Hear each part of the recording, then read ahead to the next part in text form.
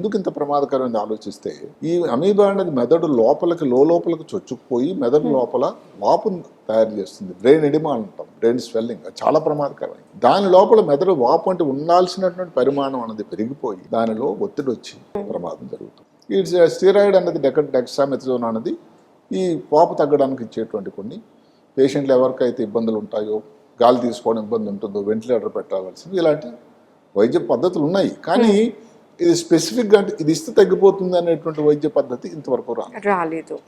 సరే, ఇది రాకుండా ఉండాలి అంటే ఈ 20 years లోపల పిల్లలు కానీ ఇలాంటి వాళ్ళు తీసుకోవాల్సిన జాగ్రత్తలు ఏంటి సార్? అంటే ఏ విషయంలో జాగ్రత్త పడితే అట్లీస్ట్ దీని బారిన పడకుండా ఉంటాను సార్? దానికి మెయిన్ కారణం